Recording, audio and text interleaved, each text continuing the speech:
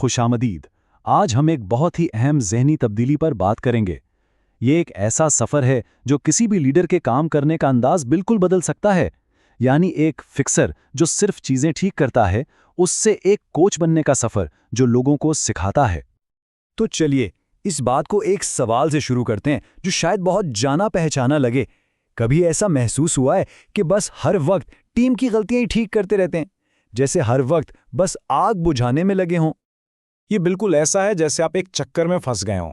बस भागते रहते हैं, गलतियां ठीक करते रहते हैं और ये सोचते हैं कि भाई मेरे अलावा तो कोई ये काम ठीक से कर ही नहीं सकता। देखें, ये मैनेजमेंट का एक बहुत आम जाल है जिसमें अक्सर लोग फंस जाते हैं और थक जाते हैं। लेकिन अच्छी बात यह है कि इससे निकलने का एक बहुत मौसर तरीका है और हम उसी पर बात करेंगे। तो चलिए पहले इस मसले को जरा गहराई से समझते हैं। हम इसे फिक्सर का जाल कहते हैं और ये बिल्कुल वैसा ही है जैसे सुनने में लगता है। जब कोई इस फिक्सर वाले मोड में होता है ना, तो वो अक्सर सिर्फ हुक्म देकर काम चलाता है। मतलब सीधा कह दिया वो मेज साफ करो, लेकिन ये नहीं बताया कि क्यों करना है या उसका सही तरीका क्या है। और इसका नतीजा क्या निकलता है?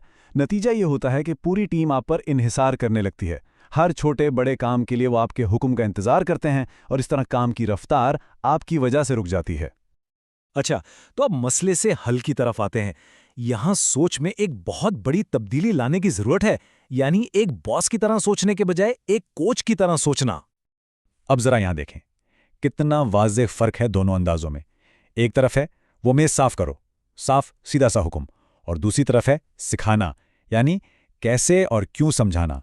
जैसे सैनिटाइजर स्प्रे इस्तेमाल करो, 30 सेकंड रुको ताकि सारे बैक्टीरिया मर जाएं। फर्क बिल्कुल साफ है।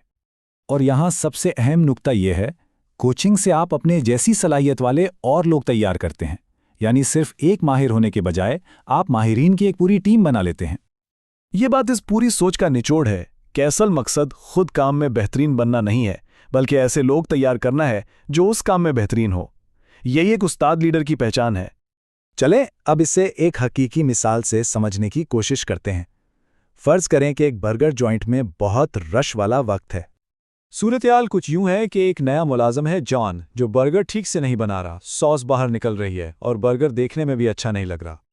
अब इस सूरत-ए-हाल में दो तरह के मैनेजर हो सकते हैं। एक बॉस है एलेक्स, जो आगे बढ़कर खुद ही बर्गर ठीक कर देता है। काम जल्दी हो गया, लेकिन जॉन ने कुछ नहीं सीखा।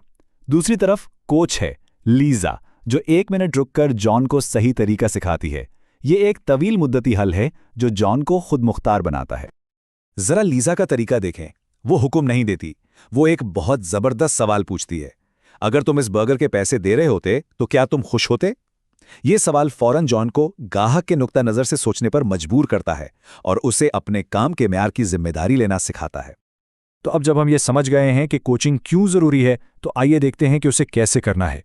इसके लिए दो बहुत आसान तरीके हैं।